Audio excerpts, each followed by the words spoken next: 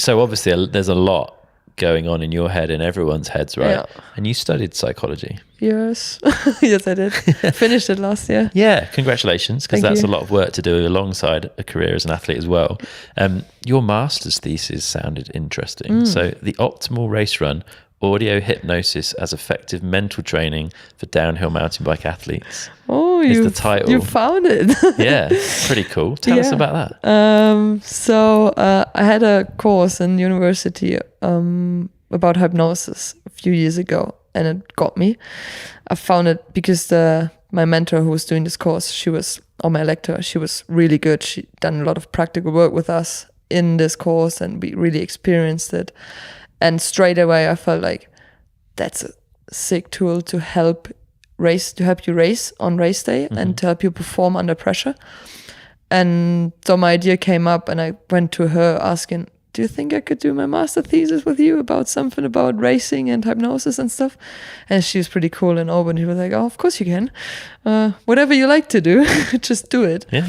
Ended up being a big work because everything was on my shoulders. I'd done everything myself, all the studies, and I could have made my life easier with just writing something simple. But no, it was really cool. So we developed together audio hypnosis that people can, sorry, it's in German, but that people can listen to.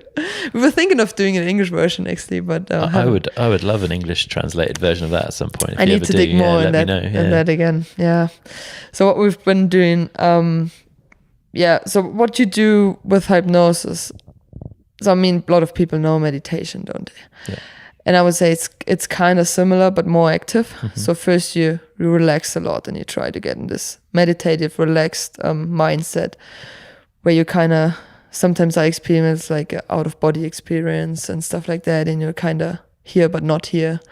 And if you're in that relaxed state, you can start working. Okay. And then, so I brought these people in this audio hypnosis into this relaxed state. And from there on, we've been working through the optimal race day, but backwards.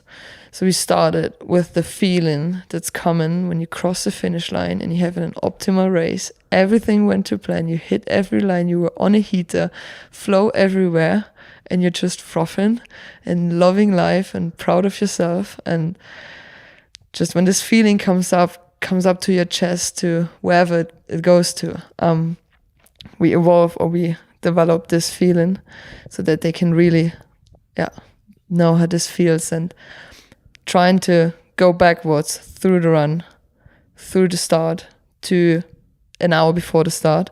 And whenever you get nervous, just think of that feeling, think why you're doing that, think you're just here because of that feeling and because this is what makes you happy. And this is what is driving you. This is why you're training. This is why all the people are here. They want to watch you race and just enjoy it. Yeah. Why making your life hard with stressing? And also trying to get a different appraisal of things.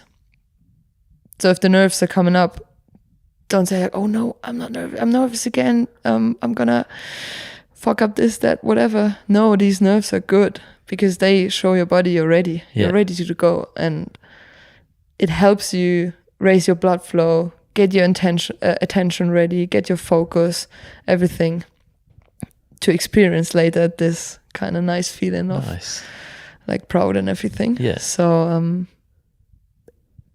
we kind of like, this is in a short term how we went through the hypnosis. Yeah. And at the end we put a trigger, like something you use to get this feeling while you're not in hypnosis. Okay, to bring yourself back to that exactly. state kind of thing. So you listen to this hypnosis a day before, 2 days before. You can listen to it multiple times. Yeah. So how often you think you need it, and then this trigger is gonna help you evolve these feelings on race day.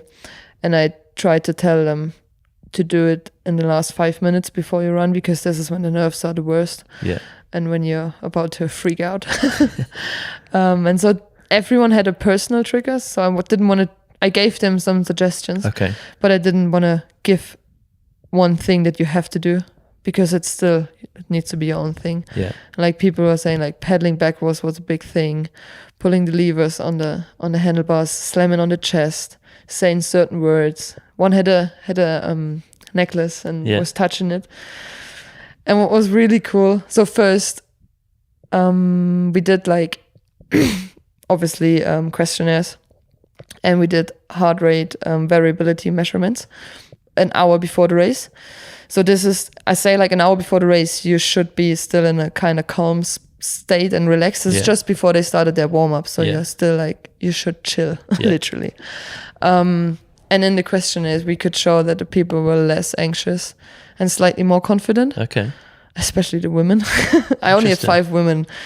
That's not enough for a single statistic work, but I could see it in a empirical way. Yeah. But that was sick to see, and also heart rate variability. There were 2 variables that kind of show that people are a bit more relaxed. That's great. Before the run. And then I had also phone interviews with all of the participants, and they were all saying, everyone is actually saying it helped them. It was nice to have a tool to know what they can do on race day now. Okay. And a few were actually saying, I have my A levels in a few months. I'm going to use that for my A levels now. Amazing. So transferring it to different situations where you have to perform under pressure. Yeah. And it was really cool to see how it all worked out. That's brilliant to be able to link your study so strongly to your sport as well. Exactly. Like, it was passion, and it was sick to make it happen. And it's also sick.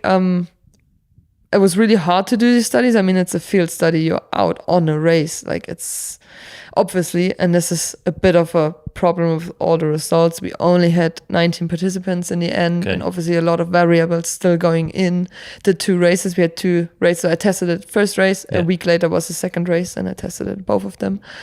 And obviously there's loads of things still going in, but that's also the sick thing if you do field studies and you get, even if it were just like small effects, they are probably going to be even bigger if you do them in the laboratory. Yeah, totally. So, it's pretty, how you say, ecological valid, the study. Yeah. Happy days.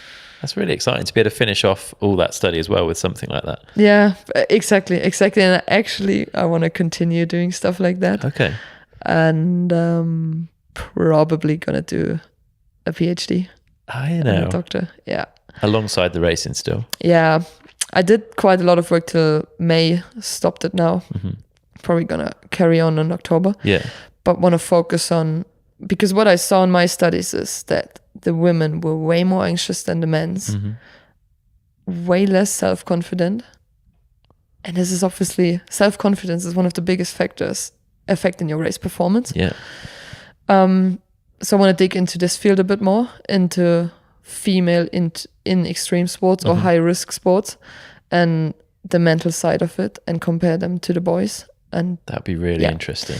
So that's not, I want to go a bit broader, not only do downhill mountain biking, get a few more sports in, but specifically high risk sports, because I feel like the mental side, and I'm not talking about competitive anxiety. I'm more talking about overcoming anxiety. I have to do a big jump. I have to do a gnarly tech section. If I talk about mountain biking, like overcoming these kind of fears, and how. So my rough plan is like showing that there is a difference between man and woman. You can't really find a lot of studies focusing on high risk sports and man and woman on the psychological side. No, fair. Maybe do a few interviews with a few women to dig even deeper. Where are these anxieties coming from? Yeah. Where do they stem from? And then how, if I know where they stem from, how can I work on that, change it, bring up an intervention, probably a hypnosis intervention again, to help to deal with anxiety in high-risk sports for especially female athletes, but probably for male as well. Yeah, that's brilliant. So that's the big idea. Let's see when we get it done. I was going to say, but Syndicate are doing your washing for you, so you've got plenty of time, right? That's what I meant with I have a lot of time now. I can focus on other stuff and do things like that. And does that help? Do you feel like you want something alongside the racing? I absolutely need something along racing. My head is getting bored on race weekends, and I need something else. And also, I don't like only holding onto a plan A and Okay. only having this one. I mean, people like some people say like they like it and they want to put everything into this, but I feel like I have still resources left I want to put into something else, and that is at the moment this also a few side projects with like junior works, trail center at home, and Okay. little things like that. But I'm more than just a racer. That's what I want to be and want to show everyone. And downhill mountain biking and racing is a big part of my life right now, but there's a life after that. Yeah. And there's also a not racing Nina. Yeah. And that's why I want to work on that stuff, just to make the world a better place, actually. Very nice, mate. Very nice.